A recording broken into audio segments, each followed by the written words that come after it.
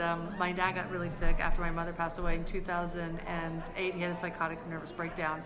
And so I was looking after him and taking care of him. So I started taking cake decorating lessons. I'd always been interested in cake decorating.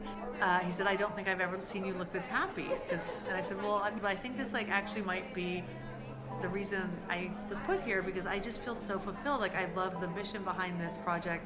I love the cakes, I love the artists, I love the bakers, I love interacting with the customers and raising money for charity. You are good. We're doing a good job.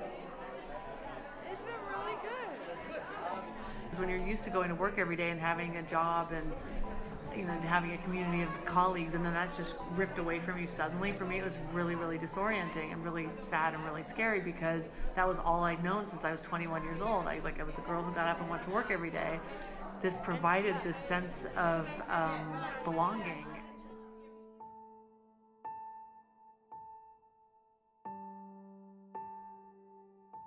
I've always had anxiety since I was a little kid, and I've always been socially awkward. My earliest memory is going to a birthday party and being too scared to talk to any of the kids, and my mom kind of dragging me out of there and being like, you better learn to talk to people. And so I adapted to survive in the world. It made me quite aware of how difficult it is to actually go through life with anxiety, and it made me want to be around people that were perhaps struggling in the same way. We pop up cake shops and we sell great cakes, and we donate the money to local mental health charities. What I personally love the most about the Depressed Cake Shop is how inclusive it is. Anybody can become involved. I popped up my first shop after I read about it on Facebook, and since then hundreds of people have popped up shops all around the world. Anybody can do it. If you're a baker, if you work at a mental health charity, if you have somebody in your family who's struggling, you can become involved and become part of the Depressed Cake Shop community. My role at the Depressed Cake Shop is I run all the social media and the website, and I'm sort of the chief facilitator when anyone wants to pop up a Depressed Cake Shop. I'm the person who answers the emails and kind of coaches them through it, and I look for opportunistic partnerships and collaborations, and I'm kind of trying to spearhead the movement to keep it going.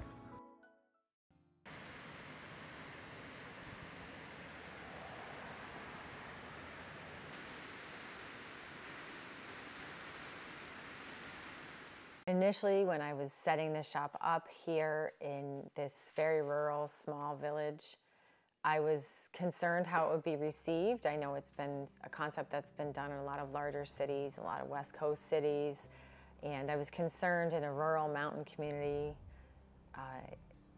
that maybe people would be not as willing to embrace the concept, but it was very well received, and it was very well received by everyone from every age demographic. People become pretty anxious to share their story, whether it's a friend who Facebook messages you and said, I've had a number of attempts in my own life, and I think this project is really special, or whether it's a baker who says they lost a friend to suicide, or a home hobby baker who says that they have a parent or a child that struggles with depression or anxiety.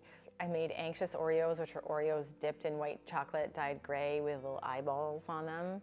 And I also made a gray cake, which was a layer cake with rainbow colors inside, and I frosted it gray with gray sugar, standing sugar on the outside. And because I'm really not a baker, the cake, by the time it reached the bake sale, was tilted just a little bit.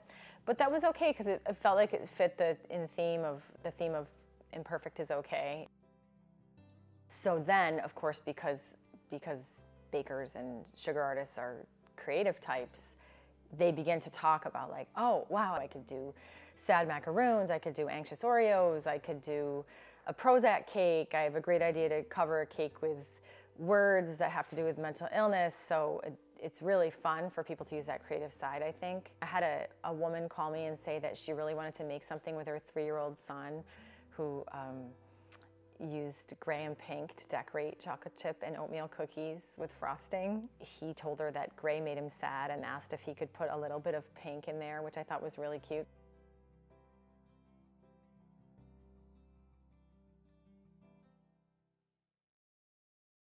I am a junior recreation therapy major. We are on the same plane as physical, occupational, or speech therapy.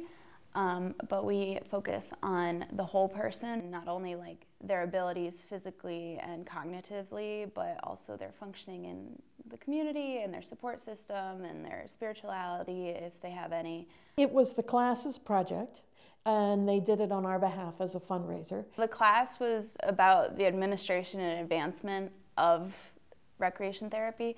We chose the Depressed Cake Shop because it was just something different and unique, and it was fun because like everybody loves baked goods.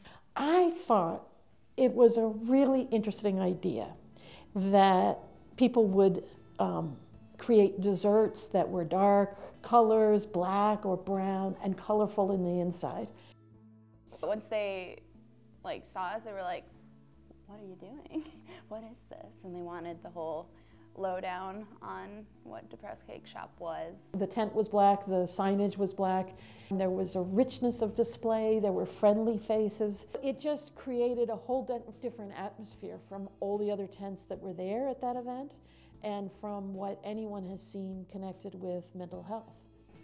People are always tentative to talk about mental health and mental health issues, and just seeing people's reactions to like when we told them what we were doing and why we were doing it, they were like, "Oh my gosh, this is so important. We're so glad that you're doing this and talking about this."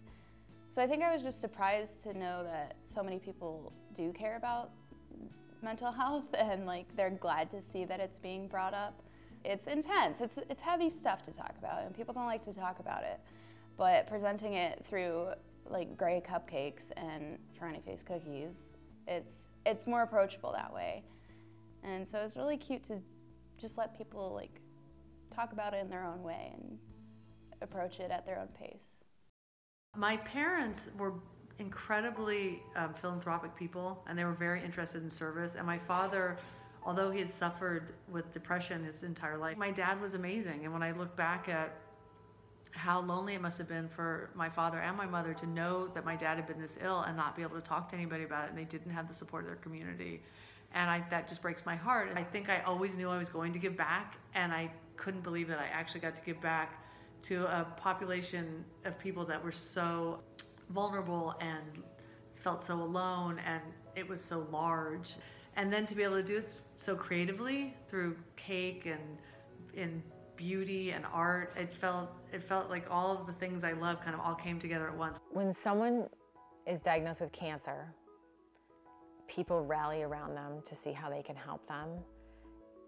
But conversely, when someone has a loved one with a suicide attempt or a hospitalization for a psychiatric reason, it's not, as they say, a casserole moment. People don't know how to approach it, and people whisper about it or gossip about it. We're a culture that blames anybody who might have a mental health challenge that's going to mean some days they can't get out of bed. We try to make the world accessible to physical disabilities, and there are people who have serious mental health challenges, and yet they can work, they can be a boss, they can stay focused. I think that the more people who get involved and the more people who raise their hands and say, "This happened to me too," it'll show people who are suffering that they're not alone and they should go out and get help, because it's a treatable disease. But the difficulty with it is that the disease itself tells you can't get better. So you need advocates and you need support. But to say, like, I've had a lot of these issues myself and I've struggled, but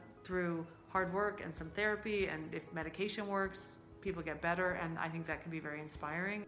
There's a lot of different like diseases and things that people struggle with health-wise, and I think mental illness and mental health is like definitely one of the ones that isn't recognized so much. It reflects the way that sometimes we judge people with mental health challenges, that there's something wrong with them, there's something broken about them.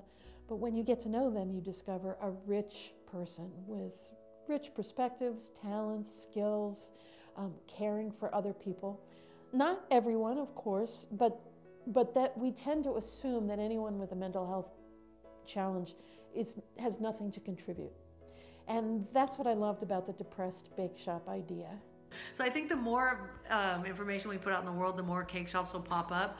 And the thing that's funny is that unbeknownst to me, now I feel like because I've actually got my little toolkit up and people find it, they just go have the cake shops and tell me afterwards. But when people just go off and do it by themselves and then they just send me a photo and say we did this and here's the news clip, it's like a snowball. It's like the more we talk about it, the more the snowball keep rolling down the hill.